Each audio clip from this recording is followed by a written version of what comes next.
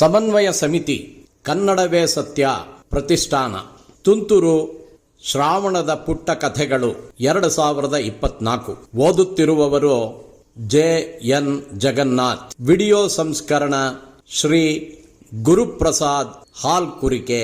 ಪುನರ್ಜನ್ಮ. ಲೇಖಕರು ರಂಗೋ ಪಂತ್ ನರಸಿಂಗರಾವ್. ಆಗಿನ ದಿನಗಳು ಕಷ್ಟದ ದಿನಗಳು. ತಿರುಪತಿ ತಿಮ್ಮಪ್ಪನ ದರ್ಶನಕ್ಕೆ ಹೊರಟಿದ್ದೆವು. ನನಗಾಗ ಸುಮಾರು 12 ವರ್ಷ. ವೆಂಕಟರಮಣ ಮನೆ ದೇವರು. ಆತನ ದರ್ಶನಕ್ಕೆ ಹೊರಟಿದ್ದೇವೆಂದರೆ ಖುಷಿ. ದರ್ಶನ ಪಡೆಯುವುದು ಎಷ್ಟೇ ಕಷ್ಟವಾದರೂ ಏನೋ ಒಂದು ಸಾರ್ಥಕತೆ ಮತ್ತು ಧನ್ಯತೆ. ಮನೆಯವರೆಲ್ಲ ತಿರುಪತಿಗೆ ಹೊರಟೆವು. ತಿರುಮಲ ಮುಟ್ಟಿದ ಮೇಲೆ ಕೋಣೆಯೊಂದು ದೊರೆಯಿತು. ಎಲ್ಲರೂ ಸ್ನಾನಾದಿಗಳನ್ನು ಮುಗಿಸಿ ದರ್ಶನಕ್ಕೆ ಹೊರಡಲು ತಯಾರಾದೆವು. ನಾವು ಕೋಣೆಯ ಹೊರಗಡೆ ಬಂದಾಗ ಪಕ್ಕದ ಕೋಣೆಯವರು ಹೊರಗೆ ಬಂದರು. ನಮ್ಮ ತಂದೆಯವರು ಅವರನ್ನು ವಿಚಾರಿಸಿ ಯಾವ ಊರಿನವರು ಎಂದು ಕೇಳಿದಾಗ ಬೆಂಗಳೂರಿನಿಂದ ಬಂದವರೆಂದು ತಿಳಿಯಿತು.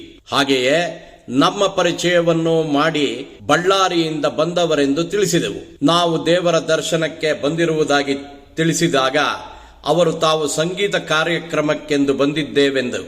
ತಮ್ಮ ಮಗ 8 ವರ್ಷದವನಿದ್ದಾಗಲೇ ಮೃದಂಗ ನುಡಿಸಿದನು. ಆ ಕಲೆ ಹುಟ್ಟುತ್ತಲೇ ಬಂದಿದೆ ಎಂತಲೂ ಯಾರಿಂದಲೂ ಕಲಿಯುತ್ತಿಲ್ಲವೆಂದು ಹೇಳಿ ಅಚ್ಚರಿಪಡಿಸಿದರು.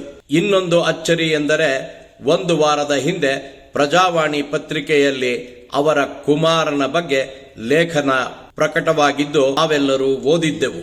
ಆ ಕಲೆ ಹುಟ್ಟಿನಿಂದಲೇ ಬಂದಿದೆ ಎಂದರೆ ಪುನರ್ಜನ್ಮದ ಕಲೆಯ ಪುನರಾವರ್ತನೆ ಎಂದು ನಂಬಿಕೆ ಹುಟ್ಟಿಕೊಂಡಿತು. ಆಗಿನಿಂದ ಪುನರ್ಜನ್ಮದ ಮೇಲೆ ನಮಗೆ ನಂಬಿಕೆ ಬಂದಿತು. ಆಗೆಲ್ಲ ಸಂಗೀತ ಕಾರ್ಯಕ್ರಮಗಳು ದೇವಸ್ಥಾನದ ಒಳಗಡೆ ತಿಮ್ಮಪ್ಪನ ಎದುರಿಗೆಯೇ ನಡೆಯುತ್ತಿದ್ದವು. ಹೀಗಾಗಿ ಪಕ್ಕದ ಕೋಣೆಯವರು ಕಾರ್ಯಕ್ರಮದ ಜೊತೆಗೆ ತಿಮ್ಮಪ್ಪನ ದರ್ಶನ ಪಡೆಯಲು ನಮ್ಮವನ್ನೆಲ್ಲ ಆಹ್ವಾನಿಸಿದರು. ನಮಗೆ ಎಲ್ಲಿಲ್ಲದ ಸಂತಸ.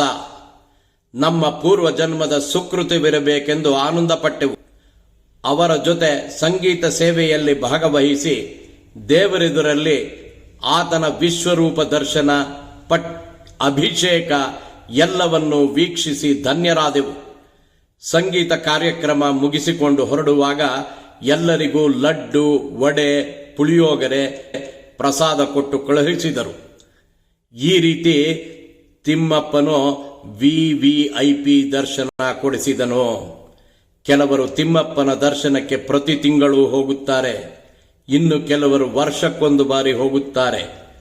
ನಾವು ಮಾತ್ರ ನೀನೇ ಬೇಕಾದ ದರ್ಶನಕ್ಕೆ ಕರೆಸಿಕೋ ಎಂದು ಆತನಿಗೆ ಒಪ್ಪಿಸಿದ್ದೇವೆ. ನಮಸ್ಕಾರಗಳು. ಸಮನ್ವಯ